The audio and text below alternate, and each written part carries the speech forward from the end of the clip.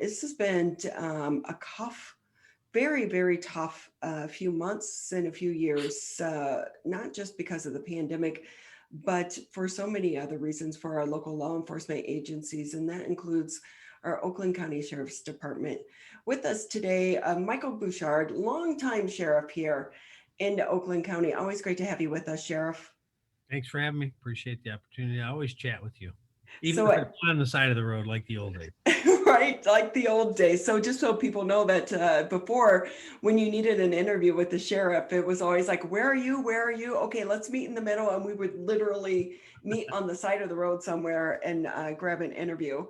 But I will say too, National Police Week just ended May 15th. It was a little bit unusual this year, of course, because of the pandemic, but I do want to extend gratitude to you as well as all of the members of your team for taking on the challenge to be a law enforcement officer, because your job is more difficult today than I think it has ever been.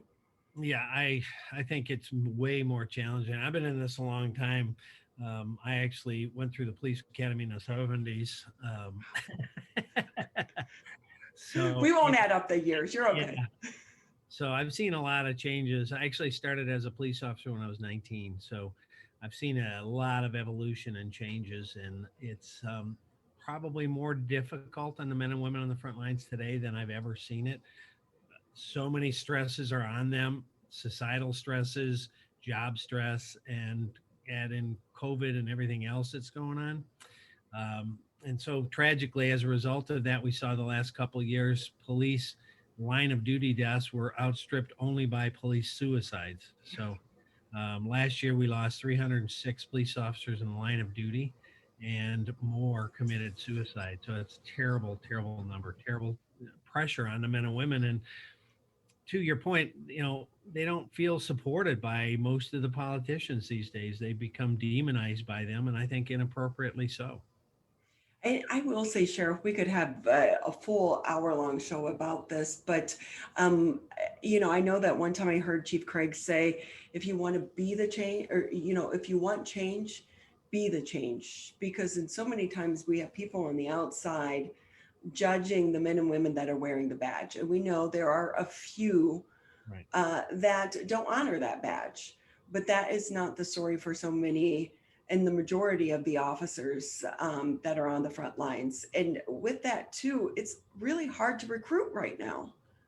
Terribly hard to recruit. And that's spot on. If you want to be involved in making something better, get involved. Don't throw, stones from the side of the road. And, we need men and women of character, backbone, and integrity now more than ever. We're having huge challenges hiring people, recruiting people. We need a diverse hiring pool. People of all color, of all races, all ethnicities, all religions, all preferences, you name it. We want to be reflective of the community, and that's a challenge to recruit anywhere, let alone in communities of color. So please consider this as an option. We would love to have you part of our team, part of the solution. We're down about 75 people right now. It's a challenging environment, and so you can make great change from being part of it on the inside. And as you said, it's a small number. The people that wear a badge are more disgusted and disturbed by outrageous behavior of people wearing a badge than anyone else. We don't want bad apples in our profession. They ought to be held accountable. But it is statistically a small number of folks that are doing that. But you see it over and over and over on the news. And it plays into the rhetoric that, gosh, this is happening all the time everywhere. Whereas in reality, if somebody, like in Minneapolis, how many times have you seen that terrible video? Terrible video, ought to be held accountable, absolutely criminal, no question on any of that. But every city in America has probably seen that video time and time and time and time again.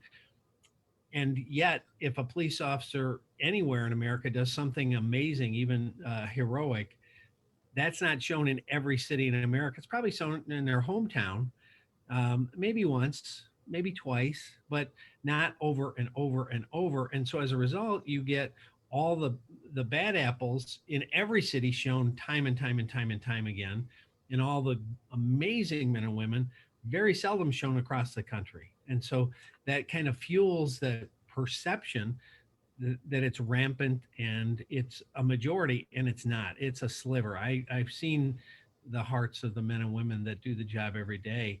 They don't come here for the great pay. They don't come here for the great hours because they get neither. They come because they want to make a difference. And, that's what we ought to uphold. And they've been demonized, frankly. And, it was very frustrating and very upsetting to law enforcement in America that the United States Senate couldn't pass a resolution honoring police during police week before the candlelight vigil because they kept wanting to put qualifiers. Most police officers are honorable. Here's what they're charged to do, and implying that they don't do it.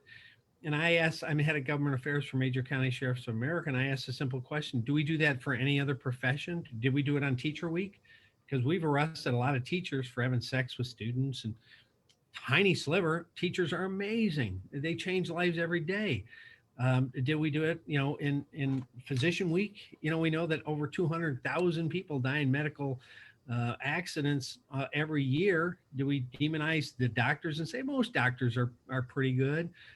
I mean, it's all about the police focus. And it was pretty frustrating before the candlelight vigil. They couldn't even get, we appreciate what you guys do. You guys generically, men and women, do for our society. You put it on the line for, strangers, and you're willing to do that, give your life and make a difference. They couldn't even say that. And it was pretty sad. It really is. And before we jump into the conversation about qualified immunity, I will say, as a reporter, most of the people that are trying to turn in bad law enforcement officers are fellow law enforcement officers. They are the ones that maybe they can't go within the department.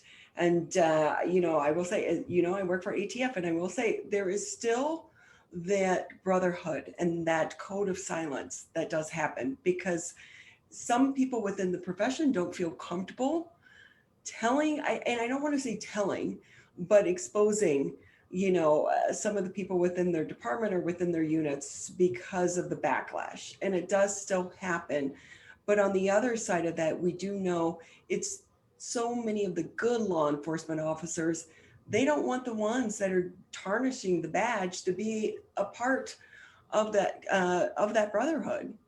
Right. And part of that's culture, that has to really be pounded down into the organization, that it's the right thing to do the right thing always. So if you're seeing something wrong, something inappropriate from a coworker, that's something you need to engage in and report or intervene. So we actually have a duty to intervene in our policy in multiple sections, that if you see something and don't do something, you are also held accountable.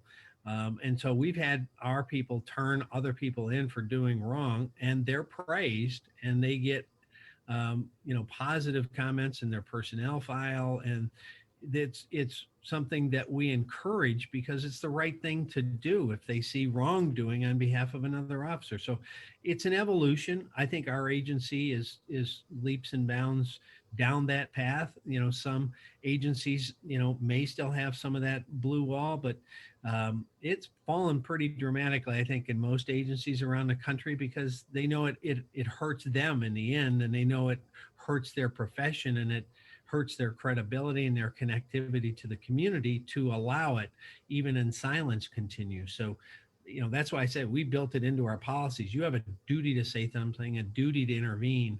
And we actually put it in our evaluations. Have you seen conduct that you believe to be inappropriate or illegal? And they sign it. So, we want to do a kind of a periodic update and make sure that we're holding each other accountable, because that's the right thing to do. So with that, I know that you're a supporter. There is somewhat of an effort by some elected leaders to ban qualified immunity. Right. And tell us more about what is qualified immunity to begin with. Right. And that's a huge misnomer. I've been on a great deal of phone calls with members in Congress, again, as the head of government affairs for Major County Sheriffs of America, trying to explain it. When you hear a member of Congress, on some of the talk shows saying, well, police shouldn't be immune. They need to be held accountable for wrongdoing. I agree. And the fact of the matter is they're not immune, and they're not outside the boundaries of being held accountable. Qualified immunity is just that. It's qualified under certain circumstances. So if you're operating within the Constitution, within statutory parameters, within policy of your agency, and within clearly established principles and rights, then you get qualified immunity. If you're outside of that, you lose it. And so, there's been like, for example, a court of appeals, U.S. Court of Appeals held very clearly two police officers were outside those boundaries and they lost qualified immunity in the civil proceedings.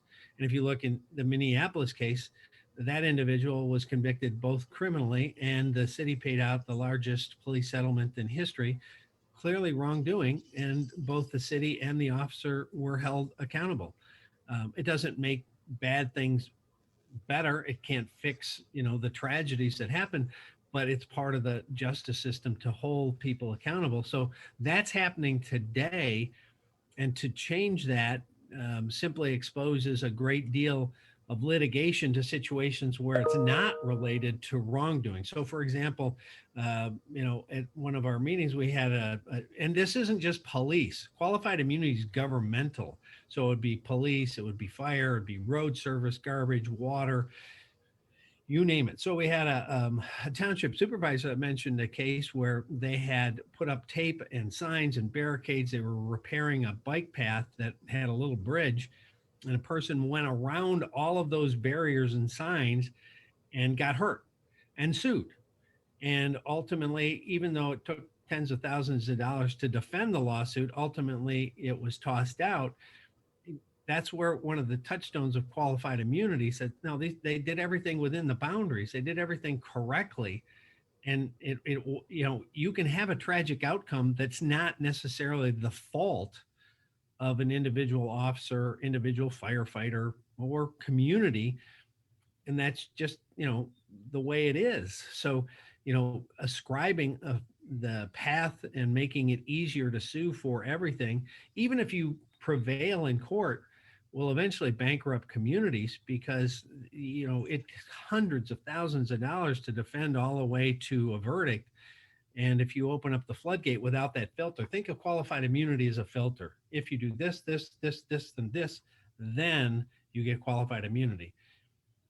And it filters out those ones where that didn't, go outside the boundaries. So I do remember a few years ago, I think there was a local reporter who did a story, something about police. It had something to do with bad cops or this, that, and the other. And so I think I had posted, hey, the invitation stands. Because at that time I was still with ATF doing the recruiting and understanding what you had to go through to recruit and pass a background check. Mm-hmm. People don't understand, like going through a federal background check is not an easy thing to pass. But I remember putting it out there, anyone who is willing to, put on that bulletproof vest, go through the training, but also go through the background check that is needed to be hired by some of these departments, the door is open. Don't sit on the sidelines and judge, try to get on the inside and judge. And I do think one person who is a good advocate for law enforcement in the state of Michigan is Representative Ryan Berman, because we do know he's a lawyer, but he was also a reserve for the Sylvan Lake Police Department. So how important is it really to try to expose some of these people who are so against law enforcement to the inner sanctions of what the job is like on a day-to-day basis? Oh, I think it's critical. You're spot on. And, we consider ourselves an open book. Anybody that has questions, we love to, bring them in, show them our operations, show them our training. I think the two ways you get to better outcomes in these tragedies we've seen across the country, there's two ways to get to better outcomes: better hiring, better backgrounds. As you said, federal agencies do very in-depth screening. A lot of police agencies don't. They should. We do a very, very deep dive. So, for example, the individual that brutalized the African-American man in Inkster, he actually applied to us before he got hired by Inkster, and we did a background. Went, whoa, no, he's got some problems. He had been discharged from another agency. This is not the kind of person we want to pin a sheriff's badge on. And having better backgrounds, requiring better backgrounds screenings, and a host of things. Obviously federal agencies, they do polygraphs routinely. In the state of Michigan, we are not allowed to do pre-screening polygraphs on applicants. I took one when I was hired. We can't do them now. So I'd like to see the state law change to allow us to do that again, and do other things to look deeply into a background to make sure we're getting men and women with right character and heart. And then once you have them, train them relentlessly in real world training so that they make mistakes, they make them in training, and they're better equipped on the road. And yet the federal government and the state government and even the county government has been reluctant to pay for training facilities that do those kinds of things to make for better outcomes on the street, make for better judgments when they happen, because you've practiced. It's like an NFL team. If you only played on Sunday and never practiced, it'd be a pretty messy looking game. And the same can be true in a split second real world decision for a police officer. So those are kinds of the paths, I think, to get to better outcomes. I wrote a white paper on it 5 years ago and have been trying to get Washington and Lansing to act on all those things, and they haven't. And to specifically your point, having the policymakers come and actually spend time with us, ride in the road, on the road. I've told Congress, in any of your foreign bills, please consider requiring each member of Congress 2 days a year to ride for 8 hours in the highest crime part of their district, so that they understand what's going on in their own community. And they won't just see criminality or bad interactions. They'll see how many social services needs that we get called on to fill, how the mental health funding gaps from Washington and Lansing create turmoil in the streets, and we don't have a lot of options to help people we desperately want to help. I think the mental health funding is huge, and they have walked away from it for years, and it ultimately ends up in our lap. That's not appropriate for the people that are having those crises. So they would learn a lot, not just about police work, but about the social service net, where the holes are, and what they may want to consider as policymakers. But they don't take the time to do their homework. I can count on my hand the number of people that have visited us. I'm one of the largest police agencies in America, in a county of 1.3 million people. Having only a handful that have actually ever gone in a patrol car or spent time in our simulator, it's, I think, pretty indicting that how can you make informed decisions unless you're informed? That is such a good point. I love that proposal as well. And not only that, but for some of the activists that are on the other side, come be a part of this.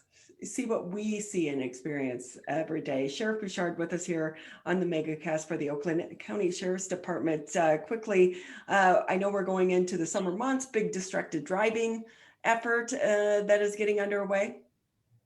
Yes, indeed. And one final point on that, not only would they see what we see, but sometimes a different set of eyes. They can say, hey, here's how we might offer suggestions of how you might do things differently, or will help fund initiatives to help that kind of situation. So to distracted driving, yes, it's a terrible problem. We're going to be doing all we can. Unfortunately, again, the legislature hasn't really listened to us on how some of this could be addressed. They keep trying to write very specific laws about if you have a phone, it can't be in your hand, but if it's in your hand or mounted, you can have one swipe, but not two swipes. And because some cars have Bluetooth and some cars don't. And if you're using it for directions, we don't want to disenfranchise the people that don't have a Bluetooth car.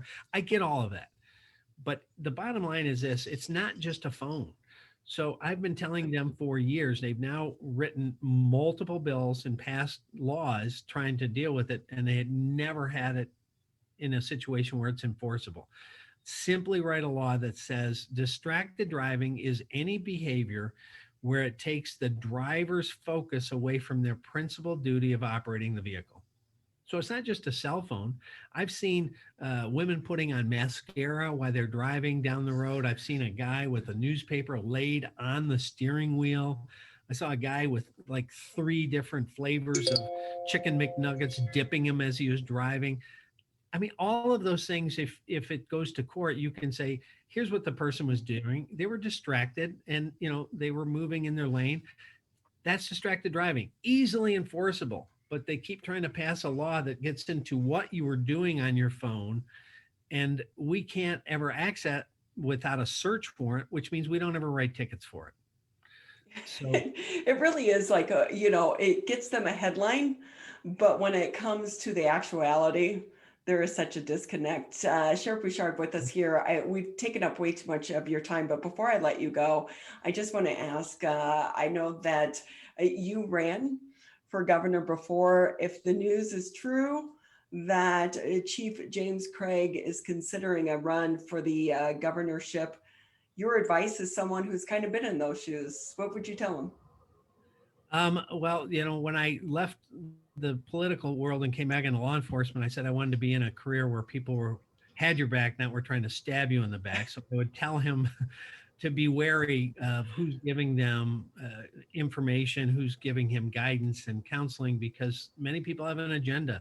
That's one of the toughest things for any political leader, is to determine where they can get really unbiased information to make sound decisions and try to move something forward for the betterment of everybody.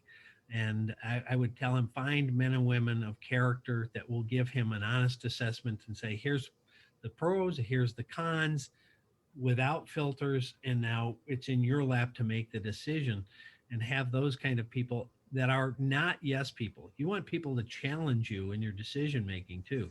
And but he's shown himself to be a very strong leader. So I think he's got certainly an understanding of what leadership means. Sheriff Bouchard with us, always great having you with us. We so appreciate your time today. My pleasure, anytime. Take care of yourself. Stay safe out there. Thank you, ma'am. You have a great day.